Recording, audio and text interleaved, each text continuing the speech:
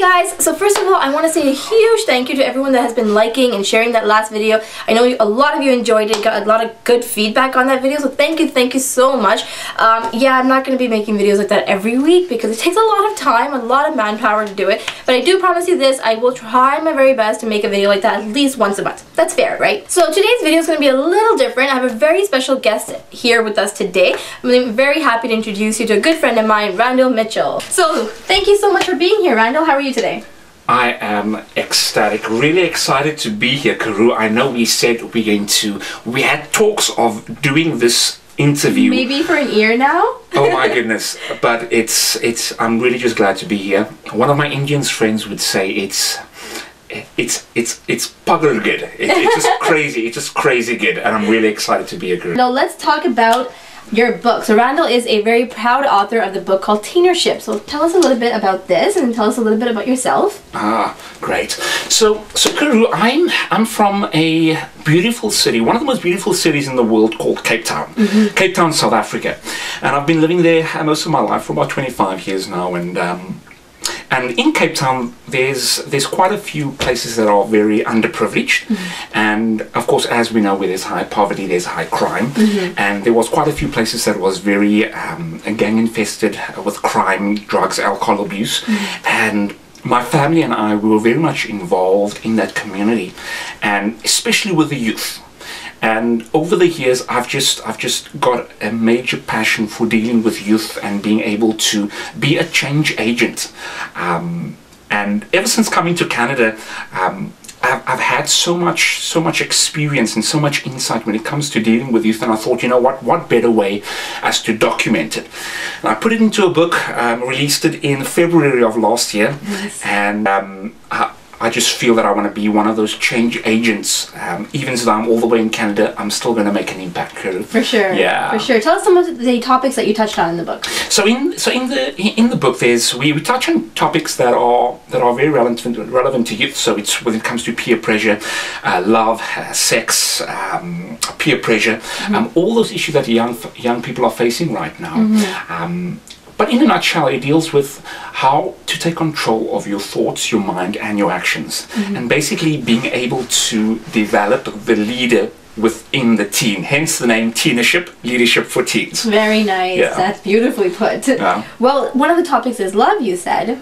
Well, I say love in quotations because I don't personally believe in love. Maybe that's because I'm ignorant towards it, or maybe because I've never felt it. I don't know what it is, but I don't know what love is. Maybe because no one has ever really explained to me what is love. So tell me, how do you know it's love? How do you know it's true love? You know, people say true love, whatever that means. So please tell me.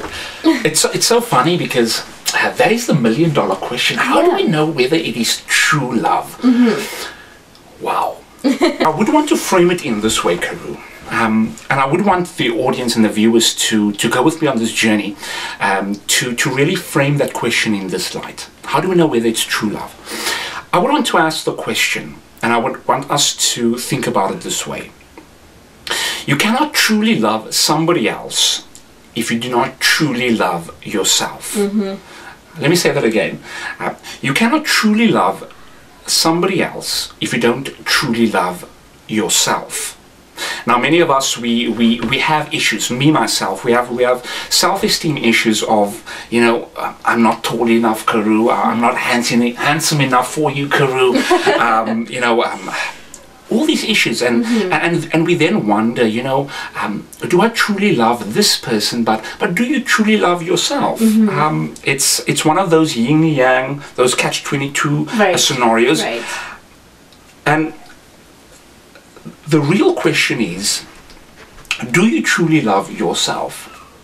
And you're probably wondering, so how do I truly love myself? And I think it stems with being able to, and I say this many times, being able to look yourself in the eye and knowing everything that you've been through in your personal life, all those mistakes that you've made, all the failures that you went through, being able to look it square in the eye and being able to do one thing that is very powerful, and that will be the breakthrough to going to the next level, which is being able to forgive yourself. I know we have found forgiveness from everybody else, but at the end of the day, you have to go to bed with your own conscience. That's right. And being able to forgive yourselves, it takes something out of you that really reshapes your life going forward. And when we think about truly being able to love yourself, everything in life stems from that center. What you eat is a reflection of how much you love yourself. Who you date is a reflection of how much you love yourself. What you read. So as you can see, everything is a reflection of how much you love yourself. That's true. So let's not focus on the other person for now, but right now focus on yourself. Because as you can see, everything revolves around how much you love yourself. So I think we might have not answered the question, how do you know whether it's true love? But let's take this frame of being able to love ourselves first and really do some introspection before we answer that question. That's true. Well, thank you so much. It's very beautifully put. Well, I also want to tell you guys, a lot of people, you guys don't like reading, you know, we read a lot of books in university and all that kind of stuff. We do have an audiobook as well. Isn't that cool? That's so cool. Put it on your computer, put it into your phones or your MP3s, iPods, whatever you're using these days, and then listen to it on your way to work, on your way to school. You know, instead of reading, you can listen to it. One or the other. Where can you find this? You can find it on my website, Teenership.com, or on Amazon, Barnes & Nobles, all those major websites. Nice. So the response has been phenomenal. So get your hands on the ebook. It's much more convenient now. Yeah, for sure. For people that are single out there, do you have any advice for them? You know, in this month of February, and everyone's sitting there on Valentine's Day alone with a tub of ice cream. It's interesting you asked that question of being single and how to deal with being alone at that time. Now, whether you're facing right now a breakup or you've been alone for a number of months or years, many of my friends, they're into fishing right now, man. And in the fishing industry, there's a saying that says, your downtime is your prep time. That's very true. And when I bring it back to relationships and being single, many of us, we look at it as a downtime. But I want to encourage you, and I want to speak to the viewers, because I know your viewers, Kuru, they are very intelligent, and they wouldn't be watching if they ain't. But I want to encourage you to use your downtime right now, whether you're single, as your prep time. And in the fishing industry, it means that when the fishermen, they are not catching fish, when it's their downtime, they are busy preparing their nets, they are busy strengthening their nets, tying up all those loose ends that are weak. Now, in this time where it's your downtime, I want you to take this time and to prepare yourself. Take stock of your past relationships and really examine it and find those areas that were the weak links. When you do that, when you throw your net once again out, your net will be stronger than ever. And many reasons, Kuru, why, you know, relationships are not working out as we wanted to, is because we are fishing with broken nets. That's very true. Our nets are broken and we are wondering why we cannot contain the fish. So I want to encourage you with that. Your downtime is your prep time. That's some solid advice. Good job. Awesome. That's awesome. Thank you so much for being here today, Randall. I really, really appreciate it. Some really great advice that you gave our audience, so hopefully it'll help some people out.